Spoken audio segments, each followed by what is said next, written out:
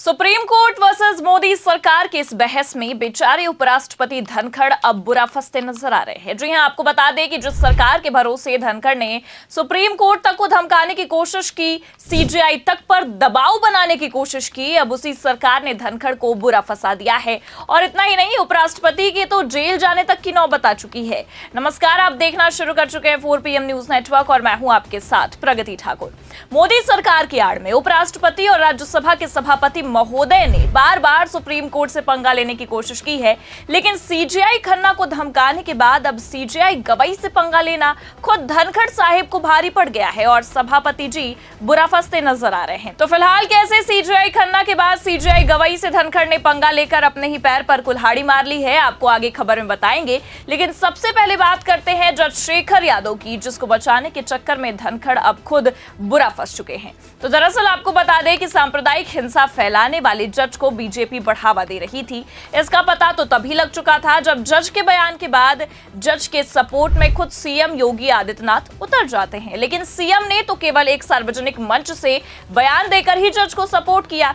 लेकिन अब आपको बता दें कि धनखड़ ने तो हद ही पार कर दी है। खबर देखिए, आप हमारे पास मौजूद है, इसमें लिखा भी है, भारत बहुसंख्यकों की इच्छा के अनुसार चलेगा, बयान देने वाले जज के खिलाफ नहीं चलेगी जांच, राज्यसभा से चिट्ठी मिलने के बाद सुप्रीम कोर्ट का किनारा।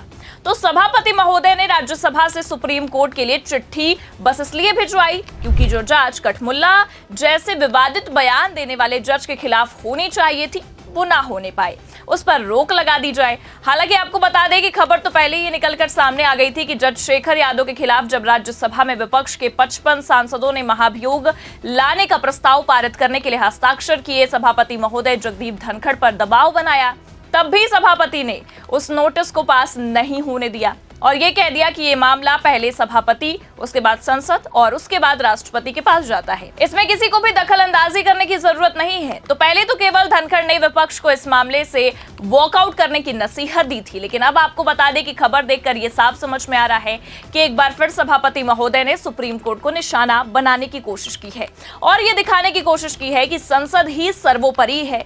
देखिए आगे खबर में लिखा भी है, supreme court Allahabad high court के जज शेखर कुमार यादव के खिलाफ एक जांच शुरू करने वाला था, लेकिन आखिरी वक्त पर राज्यसभा सचिवालय से एक पत्र मिलने के बाद ये योजना रोक दी गई। पत्र में कहा गया था कि इस मामले पर कार्रवाई करने का अधिकार सिर्फ राज्यसभा को है। ये घटनाक्रम पिछले साल हुआ था। जज शेखर कुमार यादव के खिलाफ ये जांच उनके विश्व हिंदू परिषद के कार्यक्रम में दिए गए भाषण को लेकर थी। दरअसल पिछले साल जस्टिस शेखर कुमार यादव ने VHP के कार्यक्रम में भाषण दिया। इस भाषण पर काफी विवाद हुआ था। आरोप है कि उन्होंने धर्मनिरपेक्षता और न्यायिक निष्पक्षता के सिद्धांतों का उल्लंघन किया। इसके बाद सुप्रीम कोर्ट ने इस मामले में जांच शुरू करने की तैयारी की थी, लेकिन राज्यसभा सचिवालय के पत्र के बाद ये योजना रोक दी गई। तो अब जहां एक तरफ न्यायपालिका में बैठे एक जज, वो भी मुस्लिम समुदाय के खिलाफ अनाप शनाप बोलते नजर आ रहे हैं, उन्हें कठमुल्ला जैसे शब्दों से बुला रहे हैं, वहीं दूसरी तरफ आप देख सकते हैं कि जज के खिलाफ किसी भी तरह की कार्रवाई ना करते हुए पहले तो केवल मोदी सरकार ही उन्हें बचा रही थी, लेकिन अब तो खुद सभापति महोदय ने भी कमाल करके दिखाया है। लेकिन अब ये कमाल खुद सभापति महोदय को भारी पड़ रहा है। जी हाँ, क्योंकि आपको बता दें कि ना जाने कितने महीनों से सुप्रीम कोर्ट वर्सेस केंद्र सरकार की लड़ाई चल रही है, लेकिन इस लड़ाई में मेन मोहरा कोई और नहीं बल्कि खुद अब राज्यसभा के सभापति महोदय बन गए हैं। जी हाँ, क्योंकि पहले से ही सुप्रीम कोर्ट को धमकाने का इल्जाम धनखड़ पर लगा हुआ है, जिसमें उन्होंने परमाणु बम और ना जाने क्या क्या कहा था। और ये कोई हवाई बातें नहीं है, बकायदा देखिए खबरें हमारे पास मौजूद है, इसमें साफ लिखा है, उपराष्ट्रपति बोले अदालतें राष्ट्रपति को आदेश नहीं दे सकती, जज सुपर संसद की तरह काम कर रहे हैं, अनुच्छेद 142 न्यूक्लियर मिसाइल बन गया। तो दरअसल ये मामला उस विवाद को लेकर बढ़ा था जब आपको बता दें कि सुप्रीम कोर्ट ने खुद ही राज्यपाल और राष्ट्रपति दोनों की समय सीमा को तय कर दिया था। देखिए खबर में आगे बताया भी गया है, उपराष्ट्रपति जगदीप धनखड़ ने सुप्रीम कोर्ट की उस सलाह पर आपत्ति जताई जिसमें उसने राष्ट्रपति और राज्यपालों को बिलों की मंजूरी देने की समय सीमा तय की थी। धनखड़ ने कहा कि अदालतें राष्ट्रपति को आदेश नहीं दे सकती हैं। उन्होंने कहा कि संविधान का अनुच्छेद 142 के तहत कोर्ट को मिला विशेष अधिकार लोकतांत्रिक शक्तियों के खिलाफ 24 घंटे उपलब्ध न्यूक्लियर मिसाइल बन गया है, जज सुपर पार्लियामेंट की तरह काम कर रहे हैं। तो दरअसल आपको बता दें कि सुप्रीम कोर्ट ने 8 अप्रैल को तमिलनाडु गवर्नर वर्सेस राज्य सरकार के केस में गवर्नर के अधिकार की सीमा तय कर दी थी। जस्टिस जेबी पारदीवाला और जस्टिस आर महादेवन की पीठ ने यह कहा था कि राज्यपाल के पास कोई वीटो पावर नहीं है। और इतना ही नहीं, बल्कि आपको बता दें कि राज्यपाल की समय सीमा को तय करने के बाद खुद सुप्रीम कोर्ट ने ही इसी सुनवाई में यह भी फैसला लिया कि राष्ट्रपति को भी एक समय सीमा के अंदर ही बिलों को पास करना होगा, और अगर बिल नहीं पास होता है तो उसके लिए कारण तक बताना होगा और सही वजह भी बतानी होगी, जिसे लेकर उपराष्ट्रपति ने सुप्रीम कोर्ट के साथ साथ सीजेआई खन्ना तक को धमकाने की कोशिश की थी और ना जाने क्या कुछ कहा था, जिसे देखते हुए खुद सुप्रीम कोर्ट में ही धनखड़ के खिलाफ कार्रवाई करने के लिए शिकायत तक दर्ज हुई है। खबर हमारे पास मौजूद है, देखिए इसमें लिखा है, निशिकांत दुबे के बाद उपराष्ट्रपति के खिलाफ अवमानना की कार्रवाई की मांग, अटॉर्नी जनरल से मांगी सहमति। तो आपको बता दें कि बीजेपी सांसद निशिकांत दुबे के बाद सभापति महोदय ने भी सुप्रीम कोर्ट को धमकी दी, जिसे देखते हुए उनके खिलाफ कार्रवाई की मांग की गई। देखिए आगे खबर में बताया गया है, सुप्रीम कोर्ट के बारे में विवादास्पद बयान को लेकर भाजपा सांसद निशिकांत दुबे के खिलाफ कोर्ट से अवमानना की कार्रवाई की मांग की गई।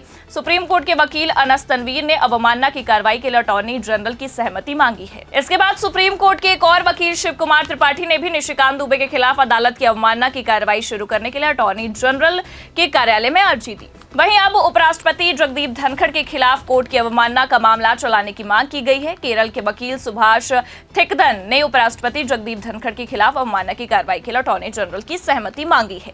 हालांकि आपको बता दें कि तब तो मामला शांत हो गया था, लेकिन अब जिस तरह से उपराष्ट्रपति ने कठमुल्ला वाले जस्टिस को बचाने की कोशिश की है, वो कहीं ना कहीं अब इनके लिए ही गले की फांस बन चुका है, क्योंकि सीजेआई को सीधे चिट्ठी लिखी गई है राज्यसभा से, वो भी जो कि कोई छोटी बात नहीं है, ये अपने आप में बहुत बड़ी बात है। और अगर इन दोनों मामलों को आपस में जोड़ा जाए तो साफ कहा जा सकता है कि सुप्रीम कोर्ट के निशाने पर बहुत पहले से ही सभापति महोदय बने हुए हैं। और अब एक बार फिर सीजेआई पर दबाव बनाकर धनखड़ ने अपने ही पैर पर कुल्हाड़ी मार ली है, क्योंकि आपको बता दें कि अगर यह अवमानना की कार्रवाई को मंजूरी मिल जाती है तो धनखड़ की केवल सदस्यता ही नहीं बल्कि उन्हें जेल भी हो सकती है। ऐसे में आपको क्या लगता है कि आप धनखड़ ने विवादित जज का साथ देकर उसे बचाकर अपने लिए ही गड्ढा खोद लिया है? हमें कमेंट करके अपनी राय जरूर बताइए। खबर आपको कैसी लगी, लाइक और शेयर जरूर करें। चैनल पर नए हैं तो सब्सक्राइब और ज्वाइन करना ना भूले। देखते रहिए 4PM न्यूज नेटवर्क। नमस्कार।